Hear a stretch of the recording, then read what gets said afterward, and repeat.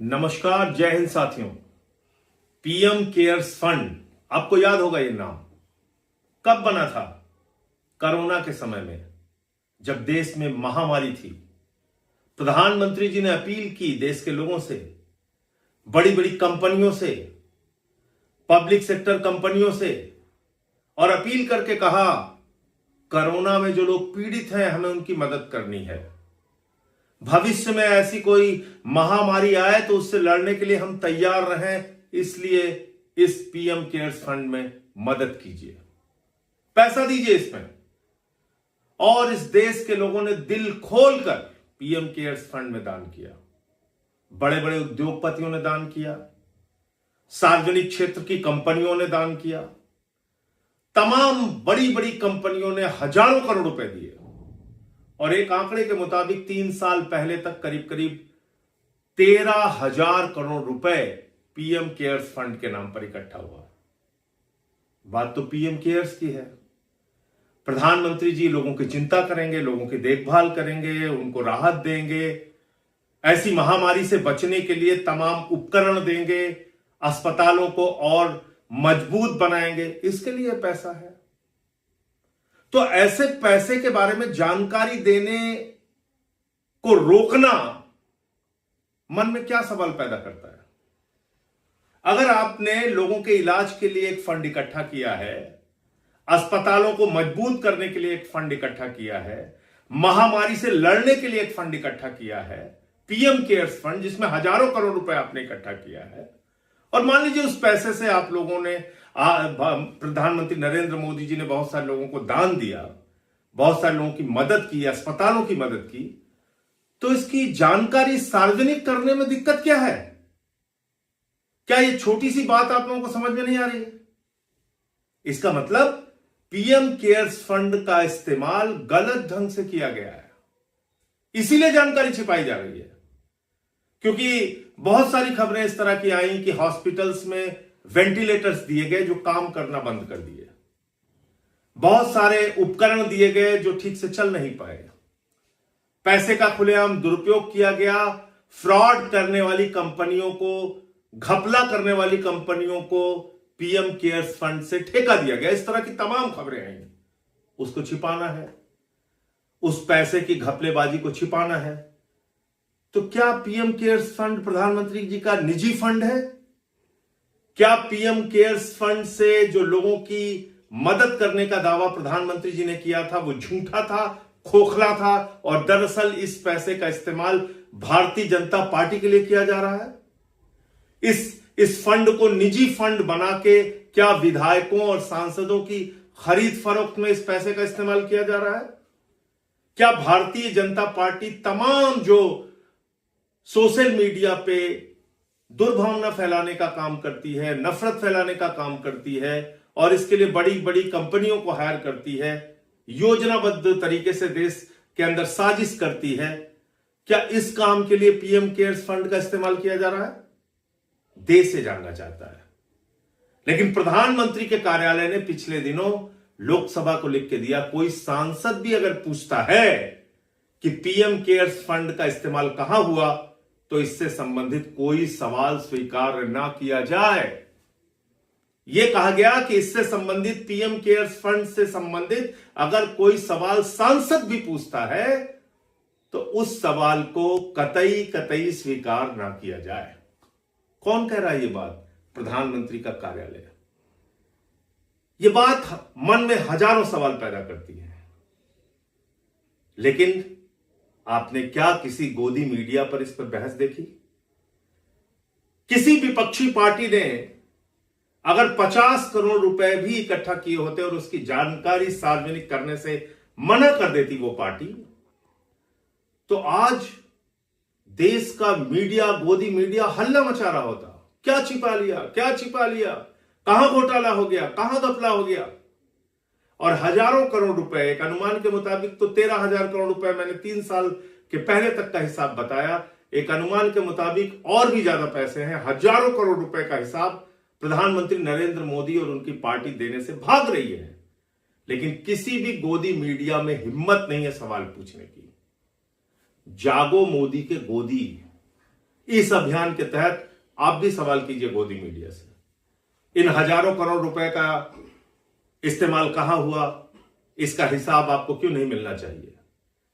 Corona की महामारी में क्या क्या प्रधानमंत्री के द्वारा देश के लोगों को राहत पहुंचाई गई, अस्पतालों को राहत पहुंचाई गई, और वो पैसा सही रूप से इस्तेमाल हुआ कि नहीं हुआ, इस बात का हिसाब आपको क्यों नहीं मिलना चाहिए? और इस तरह के एक बड़े घोटाले को, भ्रष्टाचार को छिपाने के लिए गोदी मीडिया अगर प्रधानमंत्री के साथ खड़ा है, तो गोदी मीडिया से भी आप सवाल पूछिए कि जागो मोदी के गोदी क्यों खामोश हो इस पूरे मामले पर, क्यों चुप हो इस पूरे मामले पे? जय हिंद। दोस्तों, 2020 में जब कोरोना का काल चला, देश पे ऐसी लाइलाज बीमारी ने पैर पसारे, ऐसे समय में पीएम केयर्स फंड नाम का एक नया फंड बनाया गया। लोगों ने इस बात पे सवाल भी उठाए कि जब PM relief, national relief fund है, तो पीएम केयर्स फंड बनाने की क्या जरूरत है? लेकिन सरकार ने उसको फाउंड कराया। इस मामले में प्रधानमंत्री की जो तत्परता थी और भारतीय जनता पार्टी के साथ साथ सरकार की जो साझेदारी थी, उसको देखकर लग रहा था कि ये कोई ट्रस्ट सरकार का ही फाउंड किया हुआ है। लेकिन 3 महीने बाद जब लोगों ने इसके ऊपर जांच पड़ताल करना शुरू की, आरटीआई लगाकर बातचीत करने के पूछा गया कि आखिर इस फंड के गवर्न कौन कर रहा है। वैसे मैं पहले भी बता चुका हूँ कि पीएम केयर्स फंड में प्रधानमंत्री नरेंद्र मोदी चेयरमैन थे और उनके 3 जो मंत्री थे, केंद्रीय मंत्री थे, केंद्रीय मंत्री अमित शाह, राजनाथ सिंह और फाइनेंस मिनिस्टर निर्मला सीतारमण। जब बातें ज़्यादा उठने लगी और सरकार, दिलचस्प बात यह है कि जब फंड की शुरुआत की गई और उसमें पैसे की अपील की गई, लोगों से कहा कि आप अपनी हैसियत के हिसाब से इस फंड में जमा करें ताकि देश के जो आपातकालीन स्थिति चल रही है उसको कुछ बल मिलेगा। लोगों ने अपनी इच्छा से धन जमा किया। दूसरी तरफ सरकार ने अपने जितने भी संस्थान थे उनसे यह कहा, ऑर्डर दिया कि आप अपने अपने कर्मचारियों का 1-1 दिन का वेतन काट कर इस फंड में जमा करें। लोगों ने, संस्थानों ने प्रधानमंत्री की इस बात को फॉलो करते हुए अपने यहाँ के सभी कर्मचारियों का फंड, सैलरी काट के फंड पीएम केयर्स फंड में डलवाया। इतना ही नहीं, प्राइवेट संस्थानों ने भी अपने कर्मचारियों के 1 दिन की सैलरी का अंश पीएम केयर्स फंड में डलवाया, ये समझकर कि शायद ये सरकारी फंड है, ये सरकार के हिसाब से खर्च किया जाएगा, आपातकालीन स्थिति में स्वास्थ्य सेवाओं के प्रति इस फंड से लोगों की सेवा में लगाया जाएगा। लेकिन स्थिति जब बहुत ज़्यादा सितंबर में 2000 सितंबर में इनके खिलाफ में इसके आरटीआई जारी करके पूछा गया कि आप इस फंड में कितना पैसा आया, कहाँ कहाँ खर्च हुआ, और वो सब चीज़ें जानकारी के द्वारा मांगी गई। फंड के बचाव में पीएमओ का एक न्याय अधिकारी, पीएमओ का एक लॉयर वहाँ उस फंड में, उस कोर्ट में पहुंचकर फंड की तरफ से पैरवी करता है। तभी लोगों को समझ में आने लगा कि कहीं ना कहीं इसमें झोल झपाटा है, घोटाला किया जा रहा है। और ये कहा गया कि ये एक प्राइवेट फंड है, इसकी जानकारी आरटीआई के जरिए नहीं दी जा सकती। अब आप समझ सकते हैं।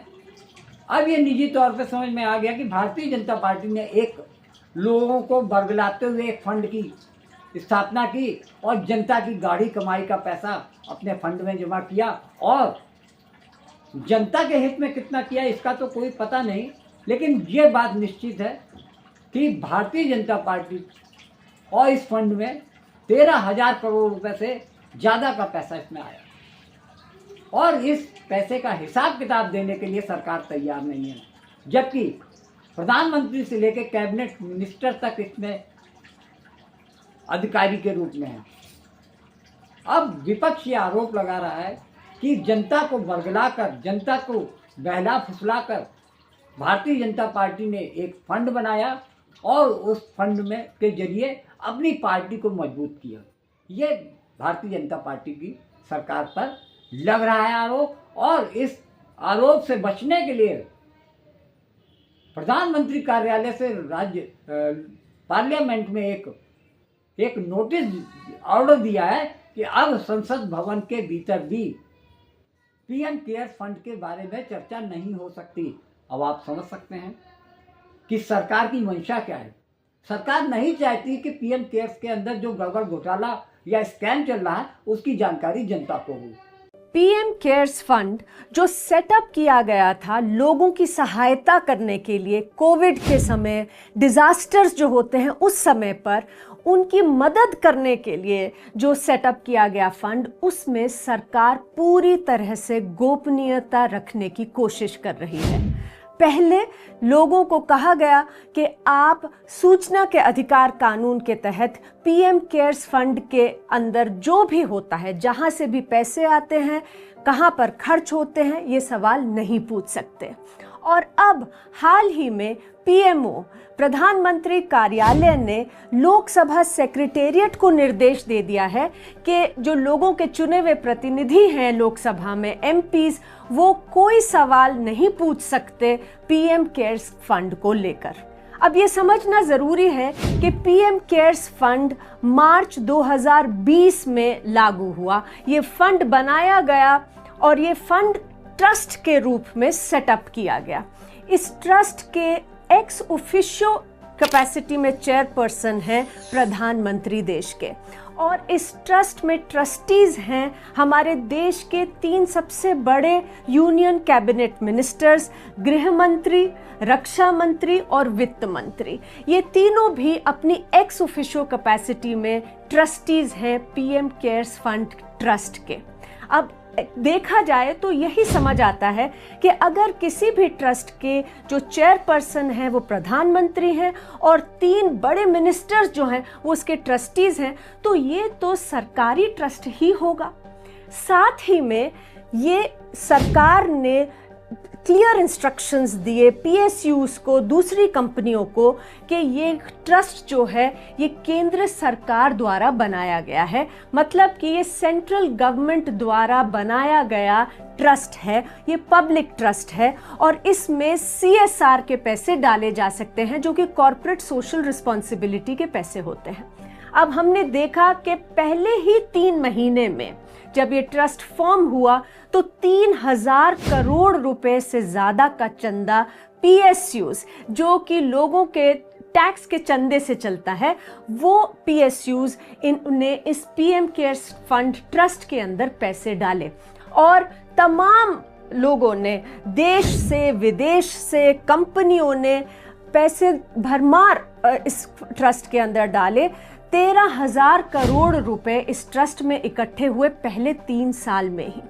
लेकिन जब लोगों ने सूचना मांगने की कोशिश की सूचना के अधिकार कानून में, तो ये कहा गया कि ये तो सरकारी ट्रस्ट है ही नहीं, ये सेंट्रल गवर्नमेंट द्वारा बनाया गया ट्रस्ट नहीं है, ये प्राइवेट ट्रस्ट है। तो मतलब सीधी बात ये हुई कि जब पैसे इकट्ठे करने थे तब कहा गया कि ये सरकारी ट्रस्ट है, और जब लोगों ने सवाल पूछे, जवाबदेही मांगी, पारदर्शिता मांगी, तो कहा जा रहा है कि ये तो सरकारी ट्रस्ट है ही नहीं।